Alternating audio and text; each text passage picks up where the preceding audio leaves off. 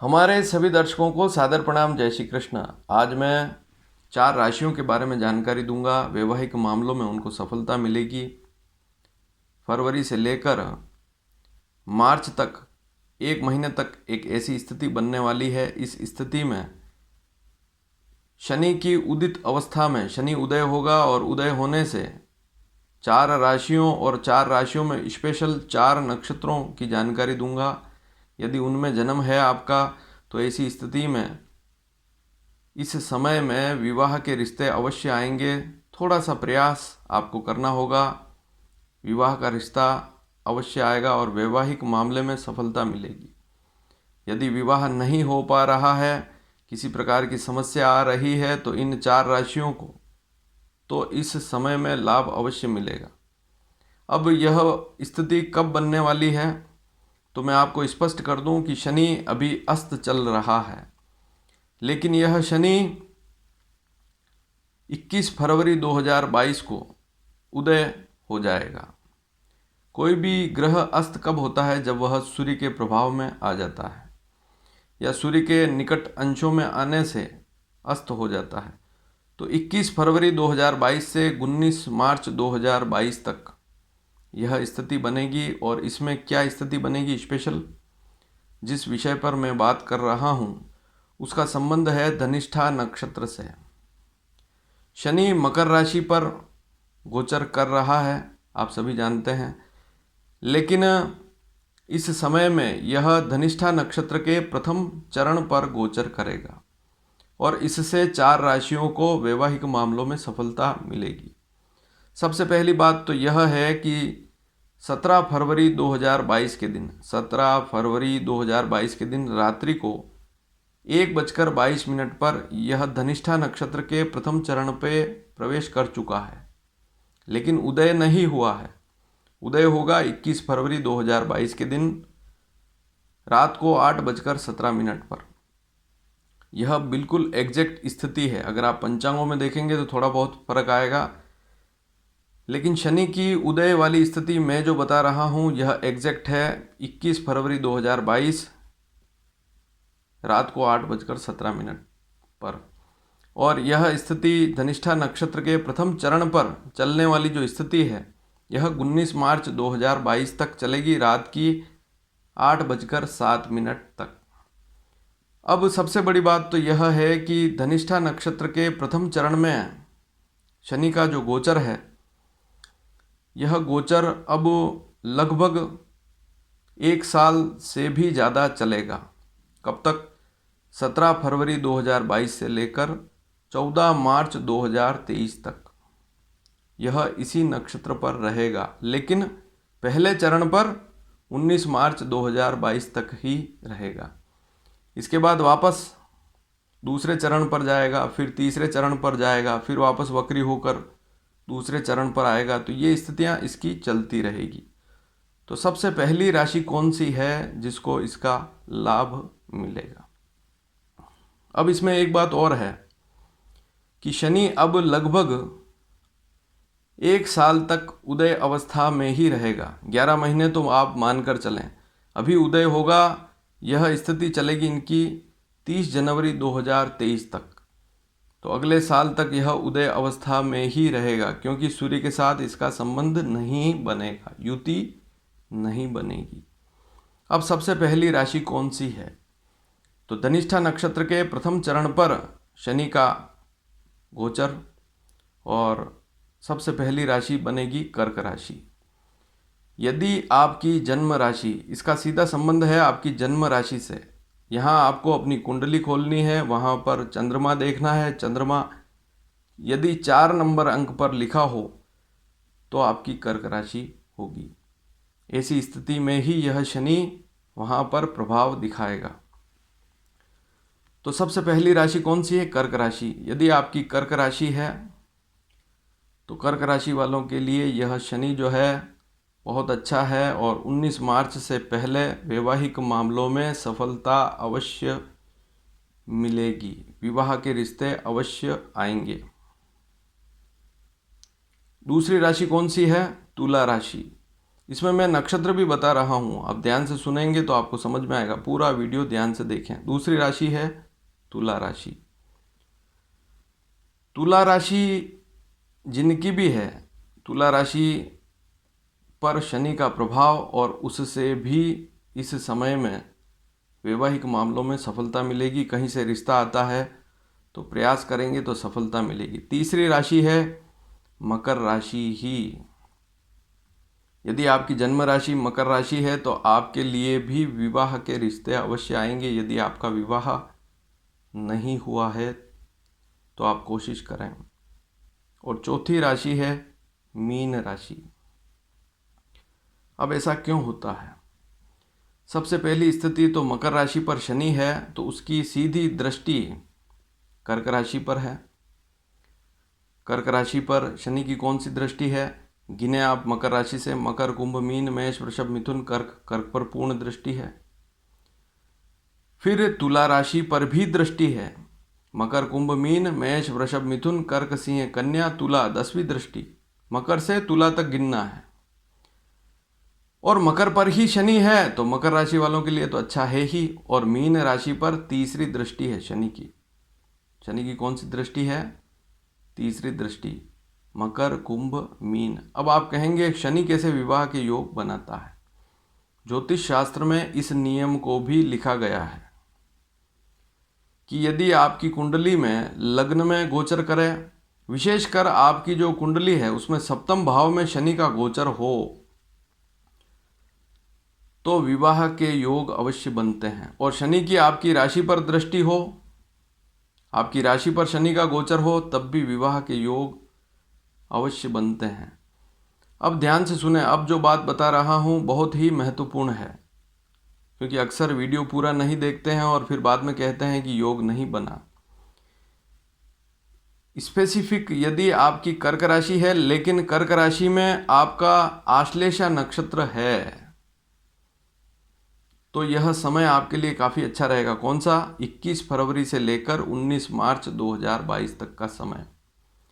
अगर आपकी कर्क राशि है, ध्यान से सुने, और कर्क राशि में आपका आश्लेषा नक्षत्र है तो यह शनि वहाँ पर विशेष फलदायी रहेगा। वैवाहिक मामलों में विवाह के रिश्ते आएंगे। अब आश्लेषा नक्षत्र का भी तीसरा चरण हो तो और ज़्यादा अच्छे योग शनि बनाएगा। आश्लेषा नक्षत्र का तीसरा चरण, डे अक्षर पर नाम है, जन्म का नाम डमरू वाला ड और उसके ऊपर डे की मात्रा, डे अक्षर पर नाम है। कुल मिलाकर आश्लेषा नक्षत्र का तीसरा चरण और कर्क राशि है तो आपके लिए यह शनि काफ़ी अच्छा रहेगा वैवाहिक मामलों में। दूसरी राशि मैंने बताई तुला। तो तुला राशि में यदि आपका विशाखा नक्षत्र है, तुला राशि में यदि आपका विशाखा नक्षत्र है और विशाखा नक्षत्र का दूसरा चरण है तो दूसरे चरण में यदि आपका जन्म है, जन्म का जो समय वाली स्थिति है उस समय आपका जन्म विशाखा नक्षत्र के दूसरे चरण में है तो यह शनि उनके लिए भी अति श्रेष्ठ रहेगा। राशि तो है ही लेकिन नक्षत्र और यह चरण है तो विशेष योग बनेंगे। और यदि आपकी मकर राशि है लेकिन मकर राशि में भी धनिष्ठा नक्षत्र का पहला चरण ही है, क्योंकि पहले चरण पर ही तो शनि का प्रभाव है। शनि गोचर इस समय में कब किस चरण पे करेगा? धनिष्ठा नक्षत्र के पहले चरण पर। तो यदि आपकी मकर राशि है, इसके नुकसान भी हैं, फायदा तो है लेकिन इसके नुकसान भी होते हैं। धनिष्ठा नक्षत्र, उसका स्वामी कौन है? मंगल। अगर आपकी मकर राशि है और मकर राशि पर विशेषकर धनिष्ठा नक्षत्र पर ही आपका जन्म नक्षत्र भी धनिष्ठा है, आपकी राशि मकर राशि है, पहला चरण ही है धनिष्ठा का, तो आपके लिए यह समय शारीरिक दृष्टि से थोड़ा सा कमज़ोर रहता है। आपको ध्यान देना पड़ता है। कामकाज में भी शुभ नहीं रहता है, गुस्सा चिड़चिड़ापन रहता है। तो दूसरी अन्य दृष्टियों से देखें तो शुभ नहीं रहता है लेकिन वैवाहिक मामलों में सफलता मिलती है। अब ऐसे दर्शक जो शनि साढ़े साथी की उपाय वाली जितनी भी बातें हैं उनको ध्यान से सुनते हैं, उपाय करते हैं, उनके लिए तो कोई समस्या वाली बात ही नहीं है। और आपकी मकर राशि है, धनिष्ठा नक्षत्र के प्रथम चरण में जन्म है, आपकी राशि पर, आपके नक्षत्र पर ही शनि का गोचर होने वाला है, लेकिन आप ध्यान नहीं देंगे तो रिश्ते तो आएंगे, लेकिन कहीं गुस्से या चिड़चिड़ेपन में या और किसी कारण से आप उस समय ध्यान नहीं देंगे तो वह समय शुभ समय होते हुए भी आपके लिए अशुभ हो जाएगा। इसलिए आपको अपने स्वास्थ्य पर और अपनी मानसिकता पर भी उस समय में ध्यान अवश्य लगाना होगा। अगली राशि है मीन राशि। मीन राशि में यदि आपका रेवती नक्षत्र में जन्म है और रेवती नक्षत्र के भी तीसरे चरण में यदि आपका जन्म है, तो यह शनि आपकी इस नक्षत्र वाली स्थिति में विशेष फलदायी सिद्ध होगा। वैवाहिक मामलों में विशेष सफलता मिलेगी। अब 4 राशियां आपने समझ ली, कर्क राशि, तुला राशि, मकर राशि और मीन राशि। इन 4 राशियों को सफलता मिलेगी इस समय में। वैवाहिक मामलों में विवाह के रिश्ते आएंगे, ध्यान देंगे तो अच्छी स्थिति रहेगी। और इनमें मैंने स्पेशल नक्षत्र भी बताए हैं, नक्षत्र का चरण भी बताया है। उसी में जन्म हो तो बहुत अच्छी स्थिति है, तब तो योग बनेंगे ही। शनि नुकसान कब देता है? जब आपकी कुंडली में जन्म के समय ही शनि सप्तम में बैठा हुआ है या सप्तम को देख रहा है, तो वहाँ पर स्थिति ज़्यादा खराब होती है। या बहुत सी बार हम भी योग बताते हैं, लेकिन आप कहते हैं कि योग तो आप बता रहे हैं लेकिन अभी तक हमारा काम हुआ नहीं। उसके पीछे क्या कारण है? उसके पीछे कारण यह है कि आपकी कुंडली में सप्तम भाव ही पीड़ित है, सप्तम भाव का कारक पीड़ित है, सप्तम भाव का स्वामी भी पीड़ित अवस्था में है। तो ऐसी स्थिति में विवाह हो ही नहीं पाता है। योग आते हैं लेकिन टल जाते हैं, कहीं बातचीत होती भी है लेकिन बन नहीं पाती है। तो 4 राशियों के लिए बहुत अच्छा समय है। अब 4 लग्न कौन से हैं जिनको भी इसका लाभ मिलेगा? यदि इन 4 राशियों में आपका नाम नहीं आता है या आपकी ये चार राशियों में आपकी राशि नहीं है, तो आप अब लग्न को देखें। आपकी लग्न कुंडली किस राशि की है? लग्न देखनी है। D1 चार्ट, प्रथम भाव में क्या अंक लिखा है। लग्न के बारे में कई बार बता चुका हूँ। तो यदि आपकी मेष लग्न की कुंडली है, आपकी कर्क लग्न की कुंडली है, आपकी कन्या लग्न की कुंडली है, आपकी मकर लग्न की कुंडली है। मेष, कर्क, कन्या और मकर। मेष में सप्तम भाव में, मेष लग्न में सप्तम भाव में कौन सी राशि होती है? तुला राशि। वहां पर शनि की दृष्टि है। कर्क लग्न है तो सप्तम भाव में कौन सी राशि है? मकर राशि होती है कर्क लग्न में। वहां पर शनि की प्रभाव गोचर वाली स्थिति है ही, कर्क लग्न वालों के लिए अच्छा है ही। फिर कन्या लग्न है तो सप्तम भाव में मीन राशि है, वहां पर भी शनि की दृष्टि। और यदि आपका मकर लग्न है तो सप्तम भाव में कर्क राशि होगी। ऐसी स्थिति में भी शनि की पूर्ण दृष्टि है, तो वहाँ योग बनेगा। तो गोचर का शनि विवाह का योग बनाता है, इसको मानकर चलें। अब वहाँ पर भी आपको देखना पड़ेगा कि आपकी कुंडली में जो सप्तम भाव है वो कितनी डिग्री पर है। अब अक्सर इसको आप समझ नहीं पाते हैं, इसके लिए आपको भाव कुंडली देखनी होती है। यदि आपकी जो भाव कुंडली है वहाँ पर सप्तम भाव का जो मध्य दे रखा है, जहाँ वास्तविक स्थिति दे रखी है, सप्तम भाव स्पष्ट जो दे रखा है, अगर उसके अंशों के आधार पर आप नक्षत्र निकाल सकते हैं तो वहाँ पर भी ये ही नक्षत्र आएंगे। आश्लेषा सप्तम भाव में कर्क राशि है, आश्लेषा का तीसरा चरण है। सप्तम भाव में तुला राशि है, विशाखा का दूसरा चरण है। सप्तम भाव में मकर राशि है, धनिष्ठा का पहला चरण है। या सप्तम भाव में मीन राशि लिखी हुई है और रेवती का तीसरा चरण है, तो वहाँ उन राशि अंश कला विकला के आधार पर भी नक्षत्रों की गणना की जाती है।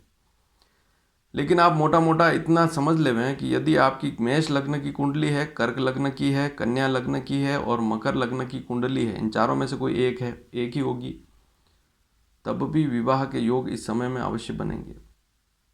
बल्कि यूँ मानकर चलें कि यह स्थिति तो आगे भी चलती रहेगी, काफ़ी समय तक चलेगी, बीच में कुछ समय के लिए बंद भी रहेगी, लेकिन यह योग शुभ रहेगा। तो 4 राशियों 4 लग्नों की मैंने जानकारी दी। अब एक महत्वपूर्ण बात, यह जो शनि है यह मकर राशि पर गोचर कर रहा है और यह स्थिति तो अभी चलेगी, 17 जनवरी 2023 तक चलेगी। मकर राशि पर शनि 17 जनवरी 2023 तक चलेगा अभी तक। लेकिन पहले मैं एक बार बता चुका हूँ कि शनि 2022 में भी उसकी स्पीड थोड़ी बढ़ेगी। ग्रहों की गति एक जैसी एक समान नहीं होती है। तो कुंभ राशि पर भी कुछ समय के लिए शनि जाएगा, गोचर करेगा। कब करेगा? 29 अप्रैल से 12 जुलाई 2022। 29 अप्रैल 22 से 12 जुलाई 2022।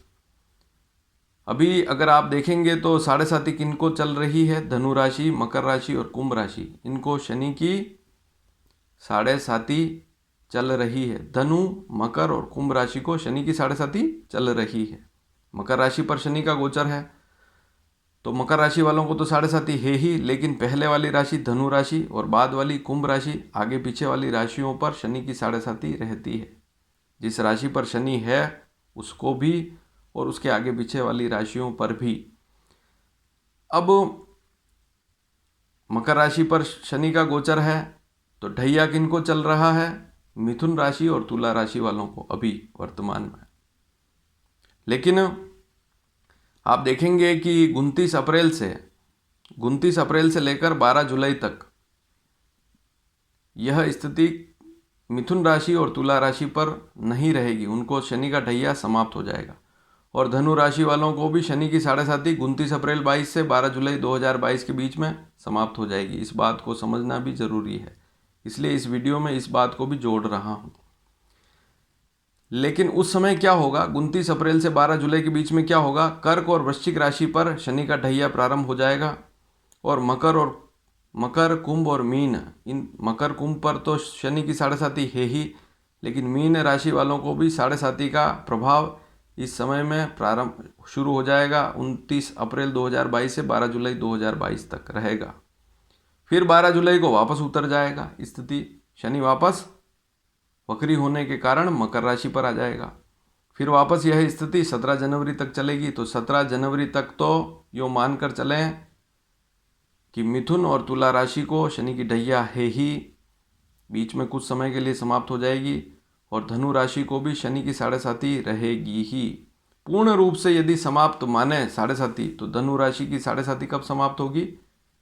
17 जनवरी 2023 को। और मिथुन और तुला राशि वाले हैं, उनकी ढैया कब समाप्त होगी? शनि की ढैया 17 जनवरी 2023 को कंप्लीट समाप्त हो जाएगी, फिर उसके बाद नहीं रहेगी। अब यह शनि मकर राशि पर गोचर कर रहा है, तो ऐसी कौन सी राशियां हैं जिनके लिए यह शनि काफ़ी अच्छा है? तो 4 ऐसी राशियां हैं, उनको यह शनि अच्छे फल देने वाला है। सबसे पहली बात तो किसी भी राशि से शनि तीसरा, छठा, 10वां और 11वां हो तो शुभ स्थिति रहती है। हालांकि ऐसी स्थिति दूसरे चैनल पे कोई बताएगा नहीं, लेकिन मैं आपको स्पष्ट कर रहा हूं कि शनि यदि आपकी राशि से तीसरा, छठा, 10वां और 11वां है तो ऐसी स्थिति में शनि शुभ फल ज़्यादा देता है। जैसे वृश्चिक राशि से तीसरा है, वृश्चिक राशि से शनि तीसरा है, तो वृश्चिक राशि वालों के लिए काफ़ी अच्छी स्थिति है।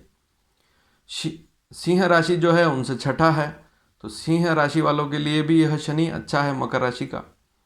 मेष राशि वालों के लिए 10वां शनि है, मेष राशि वालों के लिए यह शनि की स्थिति अच्छी है मकर राशि वाली। और मीन राशि वालों के लिए भी यह शनि अच्छा है। अन्य सभी मामलों में, दूसरे मामलों में भी, जैसे नौकरी है, व्यापार है, पारिवारिक स्थिति है, उन मामलों में अच्छा है। तो राशि की दृष्टि से बात हो रही है। अन्य स्थितियां, मान लीजिए कोई वृश्चिक राशि वाला बहुत दुखी है, वैवाहिक मामले में भी बहुत दुखी है, तो हो सकता है उनकी कुंडली में उनके ग्रह अच्छे नहीं हैं, उनको दशा अच्छी नहीं चल रही है। लेकिन ऐसा जरूरी नहीं कि सभी वृश्चिक राशि वालों के लिए समय बुरा है। दूसरी स्थिति होती है मध्यम शनि किन राशि वालों के लिए। तो जिनकी मकर राशि है उनके ऊपर शनि की साढ़े साथी है, लेकिन फिर भी यह मध्यम रहता है, ज़्यादा नुकसान वाला शनि नहीं है, लाभ देता है।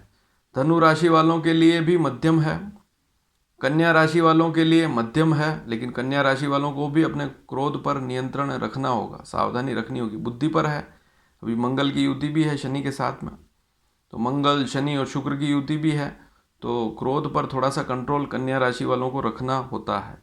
कर्क राशि वालों के लिए भी मध्यम है, सप्तम है, लेकिन उनकी अगर शादी हो चुकी है, यदि आपकी कर्क राशि विवाह हो चुका है, तो दाम्पत्य जीवन में अनबन ना हो, इस पर ध्यान दें, पति पत्नी प्रेम पूर्वक रहें।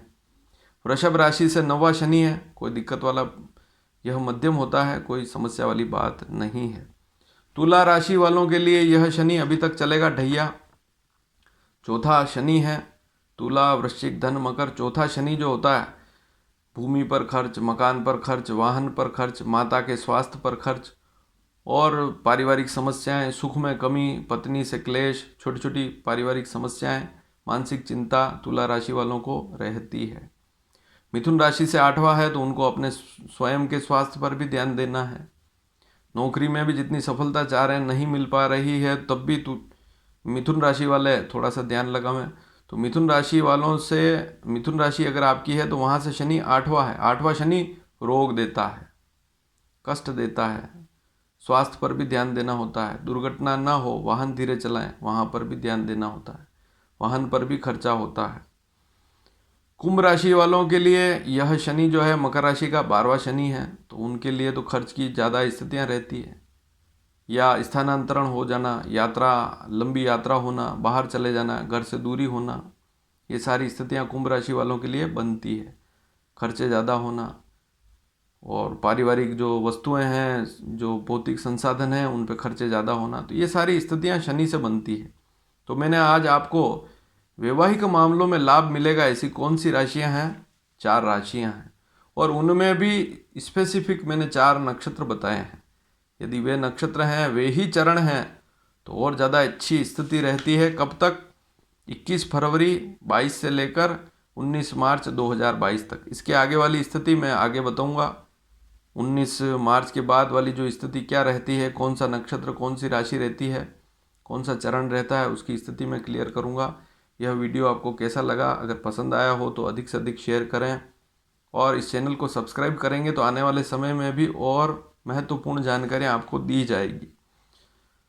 तो कुल मिलाकर ये जो स्थिति है आपने समझी। एक स्थिति और है, मैं आपको क्लियर कर दूं। 17 जनवरी 2023 से लेकर अगले साल 17 जनवरी 23 से लेकर 29 मार्च 2025 तक, 29 मार्च 2025 तक शनि जो है कुंभ राशि पर रहेगा और इससे कर्क वृश्चिक पर शनि की ढैया रहेगी। उनको अब सावधानी रखनी होगी।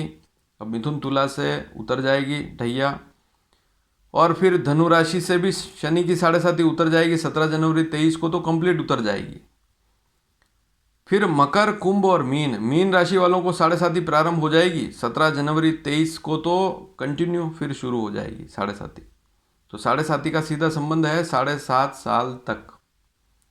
तो यह स्थिति भी आपने समझी। धन्यवाद। जय श्री कृष्ण।